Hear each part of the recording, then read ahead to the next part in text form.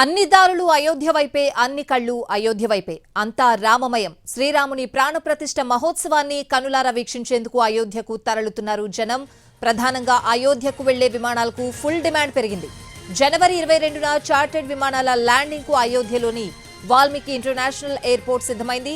దీంతో అయోధ్యకు విమానం టికెట్స్ ధరలు చుక్కల్నంటుతున్నాయి. అయోధ్యకు నేరుగా ఢిల్లీ, ముంబై, కోల్కతా నుంచి డైరెక్ట్ ఫ్లైట్స్ ఉన్నాయి. హైదరాబాద్, కొచ్చి, చెన్నై, బెంగళూరు నుండి కనెక్టింగ్ ఫ్లైట్స్ ఉన్నాయి. కనెక్టింగ్ ఫ్లైట్స్ కు అయితే అయోధ్యకు చేరుకోవడానికి 6 గంటలు పడుతోంది. అయోధ్యకు ఫ్లైట్ లో రావాలంటే కనీస ధర 25,000 రూపాయలుంది. నెల ముందుగా బుక్ చేసుకున్న వారికి 12,000 రూపాయలు పడింది. హైదరాబాద్, విశాఖపట్నం, విజయవాడ నుంచి రావాలంటే కనీసం 17,000 నుంచి 20,000 టికెట్ పడుతోంది. ప్రైవేట్ జెట్లలో వస్తున్న వీఐపీ విమానాలకు ప్రత్యేకంగా పార్కింగ్ ఏర్పాటు చేయాలని యూపీ సీఎం యోగి ఆదిత్యనాథ్ ఆదేశాలు జారీ చేశారు.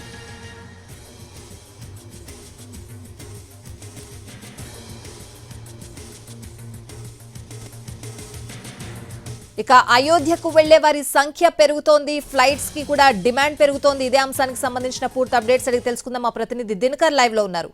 దినకర్. రైట్ స్వాతి, మరి కొద్ది గంటలు మాత్రమే ఉంది. కేవలం 48 గంటలు మాత్రమే ఉన్నటువంటి సమయంలో ఇక్కడ అయోధ్యకు చేరుకుంటున్నటువంటి వారి సంఖ్య కూడా అంతే స్థాయిలోనే ఉంది.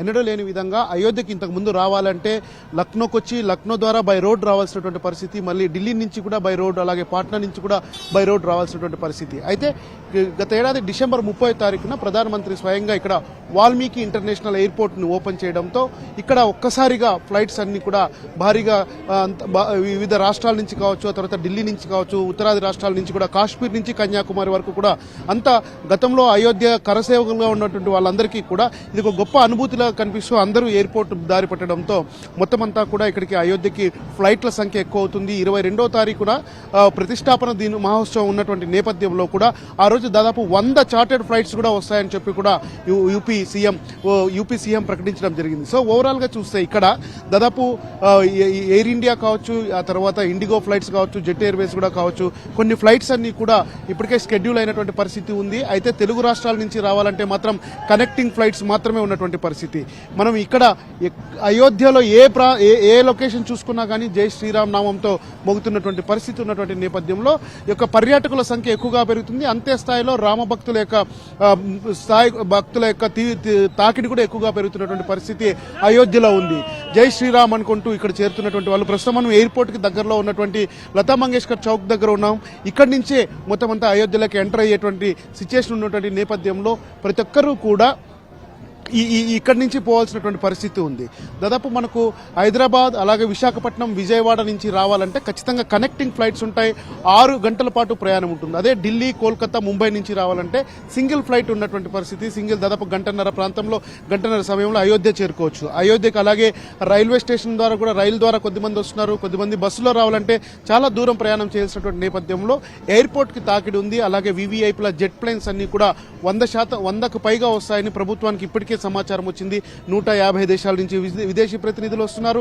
అలాగే మొత్తం అంతా కూడా 7,000 నుంచి 8,000 మందికి రామజన్మభూమి వారే పూర్తి స్థాయిలో ఆహ్వానాలు పంపించినటువంటి నేపథ్యంలో తెలుగు రాష్ట్రాలతో పాటు దక్షిణాది రాష్ట్రాలు, అలాగే దేశవ్యాప్తంగా ఉన్నటువంటి వివిఐపీలతో ఈ యొక్క అయోధ్య రామాలయం కావచ్చు, తర్వాత వాల్మీకి ఇంటర్నేషనల్ ఎయిర్పోర్ట్ కూడా పూర్తి స్థాయిలో నిండిపోయే అవకాశం ఉంది. సో దీనికి సంబంధించి భద్రతా ఏర్పాట్లన్నీ కూడా భారీగా కొనసాగుతున్నాయి. అడుగడుగున పోలీసుల నిఘా ఉంటుంది.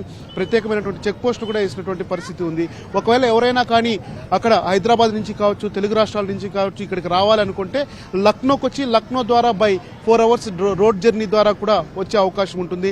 ఆ తర్వాత కనెక్టింగ్ ఫ్లైట్స్ ముంబై, కోల్కతా, ఢిల్లీకి వెళ్లి కూడా ఇక్కడికి రావాల్సినటువంటి పరిస్థితి ఉంది. మరికొద్ది గంటలు ఇక్కడ ఈ రకమైనటువంటి సిచ్యుయేషన్ ఉండడంతో ఈ 48 గంటల పాటు కూడా ఇక్కడికి వచ్చే ప్రతి ఫ్లైట్ లోనూ కనీసం ఒక్కొక్క ఫ్లైట్ కి 50 నుంచి 100 మందికి పైగా వచ్చేటువంటి అవకాశం ఉన్నటువంటి నేపథ్యంలో అయోధ్యలో అంతా కూడా భక్తుల తాకిడి పెరుగుతుంది. అంతే స్థాయిలో వివిఐపీల కోసం కట్టుదిట్టమైనటువంటి భద్రత అంతా కూడా కొనసాగుతున్నటువంటి పరిస్థితి ఇక్కడ కొనసాగుతుంది. Swathi. Right Dinakar, thanks for the updates.